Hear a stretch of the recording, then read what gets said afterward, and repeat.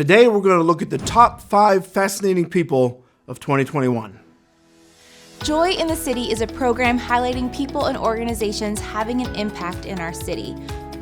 All too often, we hear about the problems and dysfunction in our culture, but we are coming with a different approach as we take a look at the good things going on right here in our community.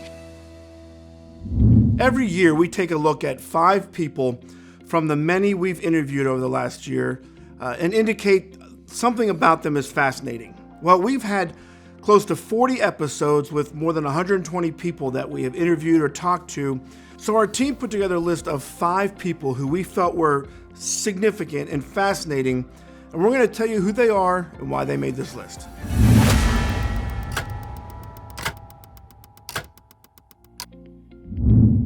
Our number 5 spot on this list is often an organization or a group of people. This year it's no different. You see, the Blair County Pastors Network is a group that has come together every single Sunday morning for the last several years, and they pray together. They pray over the city, they pray over one another, they pray over issues. They get together at 6:30 every Sunday morning to pray. Now, this group has also come together to organize a few citywide events for the faith community. And in 2021, we saw a tremendous event that we want to highlight here. You see, the thing that's fascinating about this is you have multiple denominations, multiple churches from all across the city that come together with a single purpose, and that's to exalt Jesus. This year, we had 4 different worship teams made up of a variety of people from several churches, and throughout 4 weeks in June, we had 12 different speakers, 12 different pastors sharing the gospel. This story is fascinating to us, and we want to show you why it's number 5 on our list. Well, gentlemen, we just came off of 4 wonderful weeks of Saturate Altoona. We've been involved in the planning of this for many months, and I just want to kind of get some feedback now that we are finished with the 4 sessions in June. First of all, talk about why we did this outside 4 nights as opposed to the single night inside like we did 2 years ago.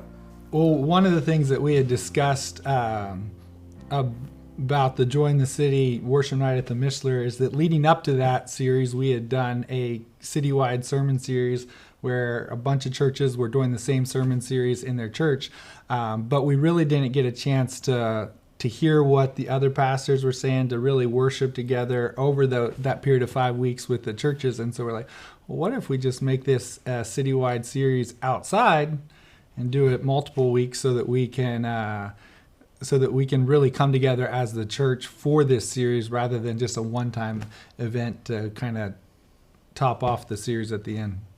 So, what are some of the feedback that you've heard about these outside events, these 4 weeks at Heritage Plaza? What's some things you've heard? I mean, I have come across many people who just told me almost besides the first night, but we have to keep doing this again, or just kind of, getting the churches together. But I think that's the biggest thing, though, is seeing the churches come together because, I don't think it's any secret, really, that, this has been an issue that has been going on in the past with churches not uniting. And now God is doing something here in Altoona within the faith community, within the churches. And it's like spreading like wildfire throughout our churches and congregations. And so not so much doing it again per se or keep doing it, but just, seeing the churches coming together is what I feel people have been really excited about the most. Yeah, the encouraging thing to me, I've heard the same thing. Let's do this again. Are you guys going to plan something later in the summer?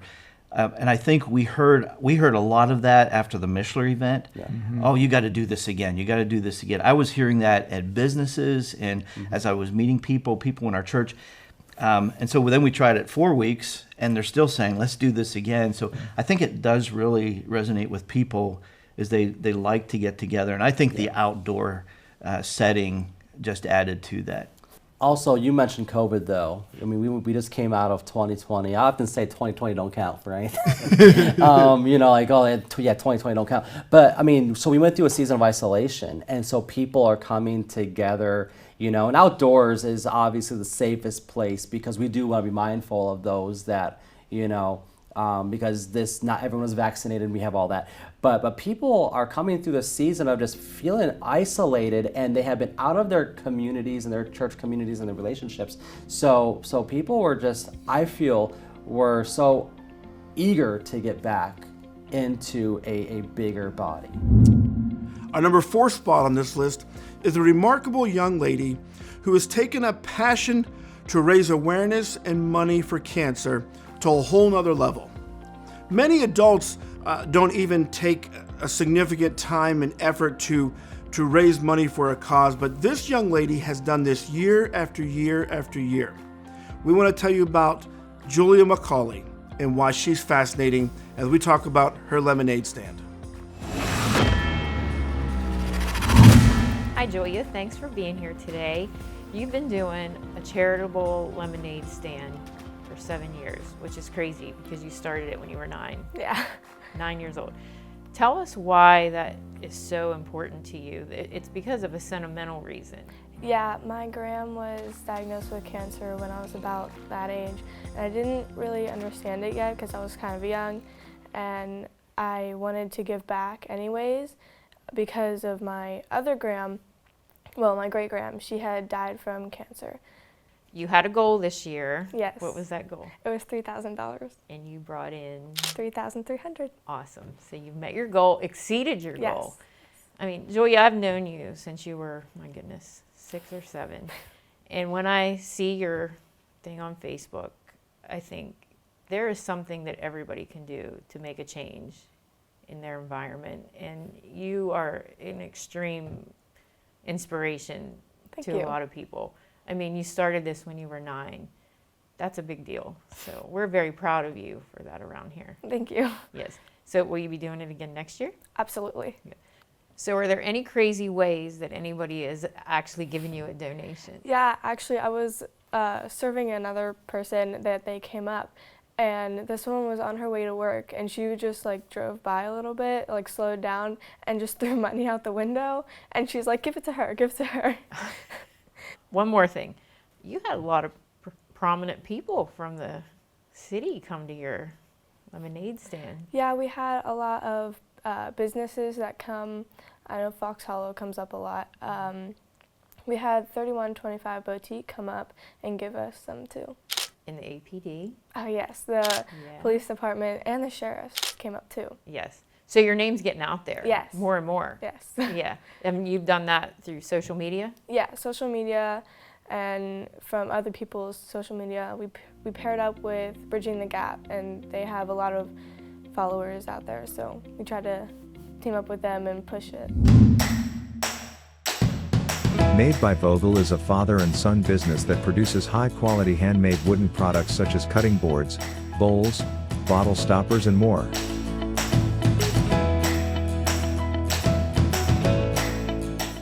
Products for sale can be found on their Etsy site or in downtown Altoona at the Clay Cup. You can't go wrong buying from Made by Vogel.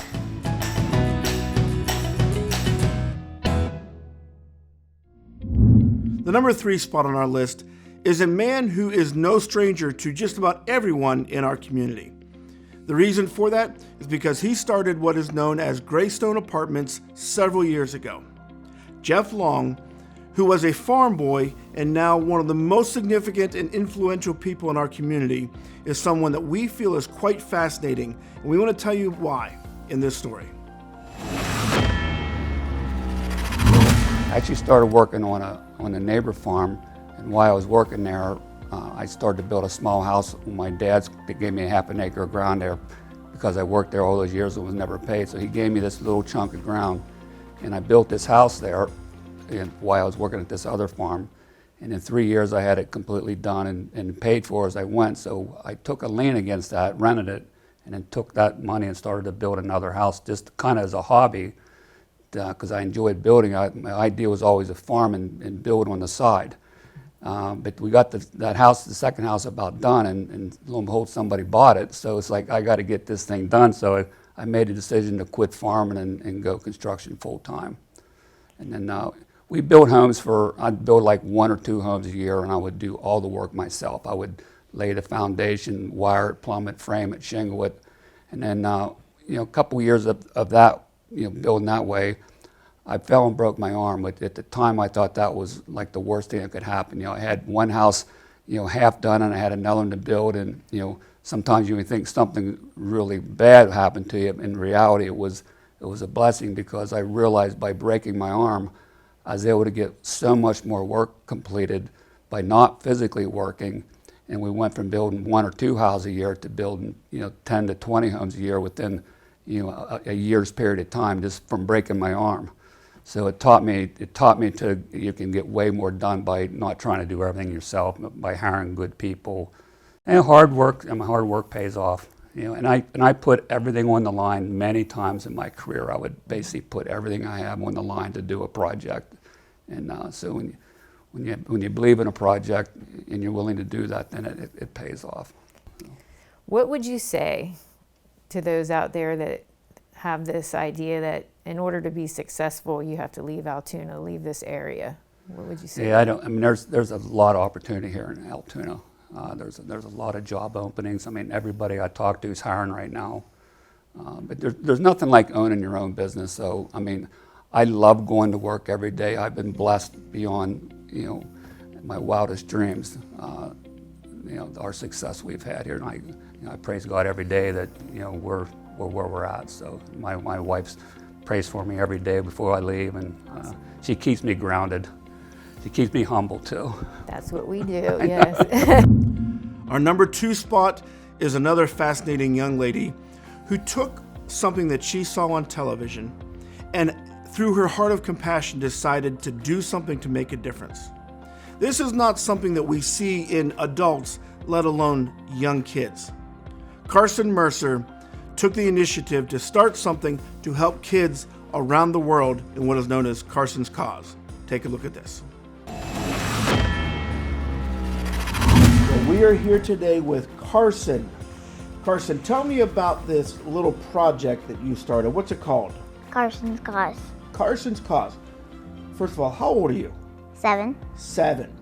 And you started Carsyn's Cause. Can you tell me what Carsyn's Cause is? It's helping kids around the world. Helping kids around the world. And what is it that you're hoping to do with Carsyn's Cause?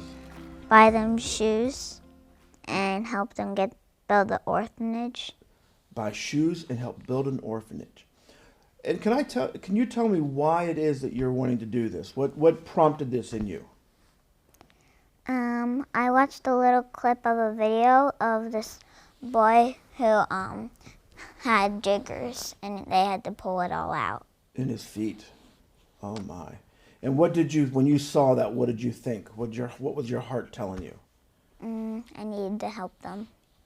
You need to help them. So what you're doing with Carsyn's Cause is you want to provide shoes. And what is it you're doing? What are some of the things you're doing to raise money? Cupcakes and lots of cupcakes and lots of cheesecakes and lots of rice bags and wristbands. Cupcakes, cheesecakes, wristbands, and rice bags. So you got lots of people buying your wristbands and your cupcakes. And are you making them? Are you buying them? Where are you getting these cupcakes? We usually make the batter, and that's all. And then ice them and decorate them. And you and your mom are doing most of this, making the cheesecakes and the cupcakes. And whenever you do this, how do people buy them? If somebody wants a cheesecake, how can they get it? Do you know? Mommy puts stuff up on Facebook, and people ask for them, and then they come to our house and get them, and then pay for them, and then they have them. So you've sold lots of cupcakes and cheesecakes and all this stuff. Do you have any idea how much money you've raised so far? $2,000. $2,000. You've raised $2,000. Now you've already sent some money over, correct? How much have you sent already? $650. $650. And have you seen pictures of the kids and what they did with that money? What did they do? They got shoes. Lots of shoes. I saw the pictures and they're wonderful. How long are you going to keep doing this? Do you have a goal in mind? For as long as I can. You're going to do it as long as you can. Well, I'll tell you what, Carsyn, not too many kids that are 7 years old has a heart that looks at kids across the world and says, I want to help them. This is a wonderful thing you're doing. And I know these kids are going to be blessed. And I know families are going to be blessed. And I think it's wonderful what you're doing.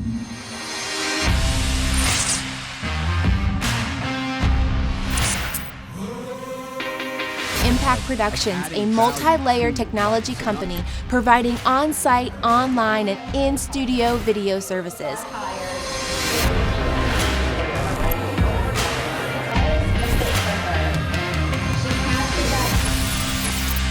Contact Impact Productions to capture your story.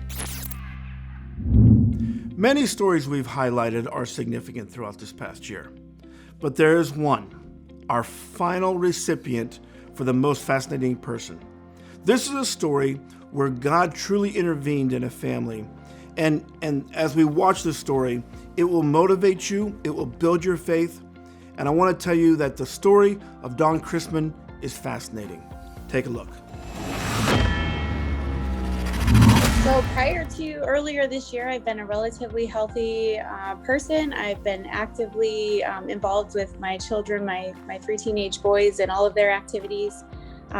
In terms of physically healthy, I have never had any health issues prior to this that were this severe. I was a runner in high school, and I carried that through into my adulthood, where I would participate in some running activities, including a few Tough Mudders and a half marathon. So overall, very healthy, 44-year-old person. So what happened on the evening of January 6th? I was in the kitchen with my husband, and I was having a coughing fit, and I just felt like I was going to pass out. I don't remember anything about it. My husband tells me I fell to my knees and passed out. He quickly called 911, realized I wasn't breathing, and he began CPR immediately until the EMS arrived. My boys waited outside for the EMS. They carried me out of the house. I was actually blue in color, arrived at the hospital, considered to be dead. They were not able to revive me until I was in the hospital for some time. And it was later determined that I had three strokes, and I had 2 cardiac arrests, and I was having seizures. I had a blood clot in my arm, and I had pneumonia. And all things were not good at that moment. I was immediately put on life support once they were able to revive my body. I was showing no signs of brain activity. They actually had to transfer me to another hospital to get a better reading on my brain activity. And it was determined that things were not going well. So at the point they determined no brain activity, how long was it before things changed? So January 6th is when I went into the hospital. On January 11th is when it was really determined that it was worst case scenario. All along the way, my husband had asked the doctors to be very transparent with him and give him the facts as bad as they were. And the evening of January 11th, the doctors had told my husband it wasn't good. The tests were not showing the results that they had hoped for. And he had recommended that my husband go home and begin to prepare to tell the family members and begin arrangements, in which my husband did come home and share that with my family, the news. But the doctor did say, if you're a praying man, I would recommend praying. So as they were trying to pull me out of the life support at that time, it wasn't looking good. The tests were showing not good results. The doctor shared that with my husband. That evening, my husband came home.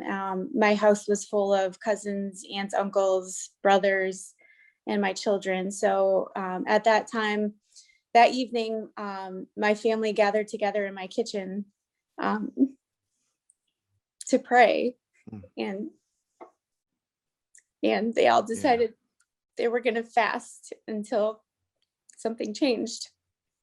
I woke up to the sound of the nurse calling my name. I was very confused. I didn't know where I was or who I was. The next thing I remember, I was sitting up in a chair and my husband walked into the room and I reached my hand out for him. I knew who he was. I remember the nurses and doctors continuously telling me what happened, that I had cardiac arrest and that I was on life support for 12 days. I'm sorry, 6 days until the 12th. I remember FaceTiming my sons. I remember FaceTiming my brothers, and I was confused why everyone was crying. I didn't know what was happening.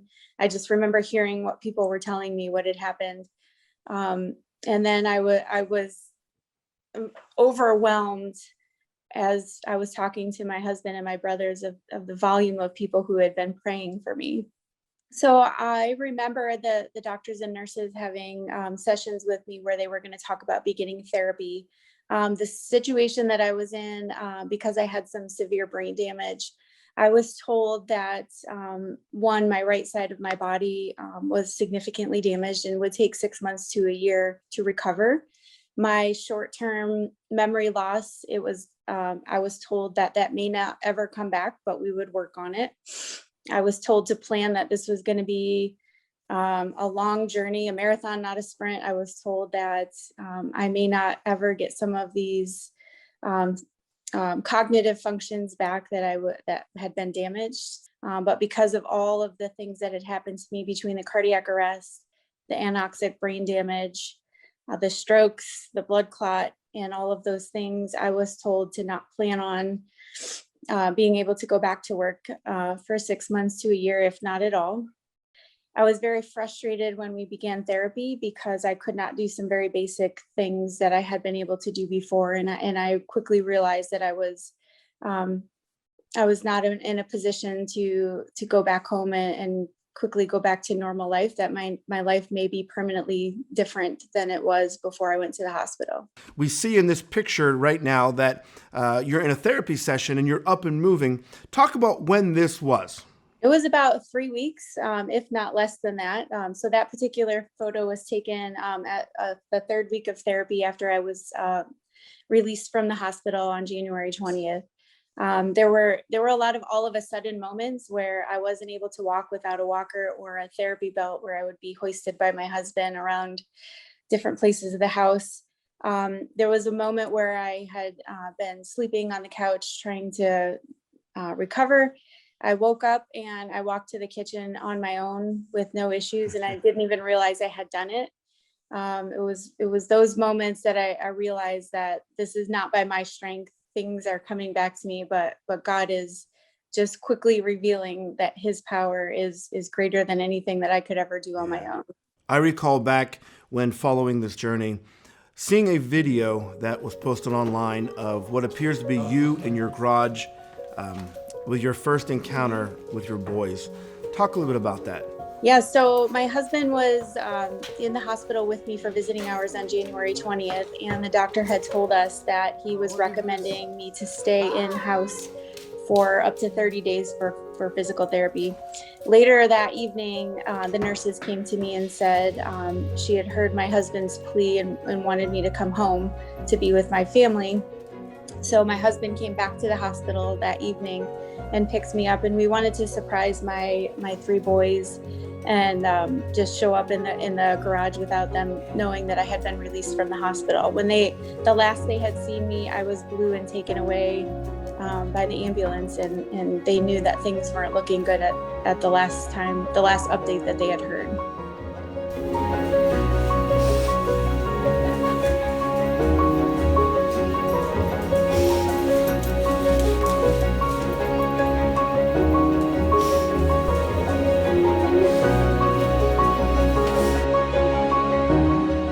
For my faith, what I have seen is the goodness of God. I've been one who has had strong faith during very difficult seasons in my life, and this is one of the most powerful ways that God has ever revealed himself to myself and to my family and to friends and my children. We've always believed that when something bad happens, the first thing you need to do is to pray. And I saw and heard that my children had done that when I was taken away in the hospital. And to know that my family had no other choice but to lean in on God and lean in on Jesus the power of prayer and connections and having faith and believing that God was going to do something even at the darkest hour, and knowing that he was capable of doing that. It really made me know that God is good, and it made me realize that God doesn't fail in what he does. In the hospital, they had placed me with an implantable cardiac device. So I have a defibrillator that was implanted. And so I was diagnosed with a genetic condition called arrhythmiogenic right ventricular cardiomyopathy. And what that means is that the lining of the heart, the muscles of the heart, deteriorate over time, and that can cause arrhythmia and lead to sudden death. Most times this condition isn't diagnosed until an autopsy. So I, through genetic testing, it was confirmed that that's what I had. And once, that was actually 2 weeks ago, I received that diagnosis. And what I realized through that is not only God pulled me through something that most people don't survive, but I also have the opportunity to help save other people's lives through this. So my brothers and children and relatives will be going through genetic testing to be able to care for their own health as well. But for myself, I'm back to work. I'm completely normal. The only things I can't do are extreme strenuous activities. I can lead a normal life. My brain function is 100% restored. I have these interesting moments where I go back for follow-up appointments with the doctors and different levels of people that I had seen over time. And they look at me and say, "Why are you here by yourself? You shouldn't be here." And I say, "I'm completely fine." And they don't understand that. Even they, seeing, everything that I had gone through and what experiences I had, they are baffled by how far along I've come in this journey and how quickly I have recovered. And it was determined that I may not be able to do that. And everything is fully restored. As I said earlier, we've had 120 different people with about 40 episodes that we've done this past year. Every one of them, I feel, are valuable and significant. And this list does not diminish that whatsoever, but we just wanted to select 5 people that we felt were something different, something unique, something fascinating that we wanted to highlight. If you have a personal story or testimony you'd be willing to share with our community, we'd love to chat with you about it. Please contact us at 814-944-1948 or by email at stories@jointhecity.org. That's all the time we have today. Thanks for watching Joy in the City True Stories. Let me encourage you to watch other episodes of people and organizations having an impact on our community on ABC 23 at 5:30 a.m. and 12:30 p.m. every Sunday. You can also catch us each week on our Facebook page and YouTube channel. Until then, be encouraged because God is moving in our city.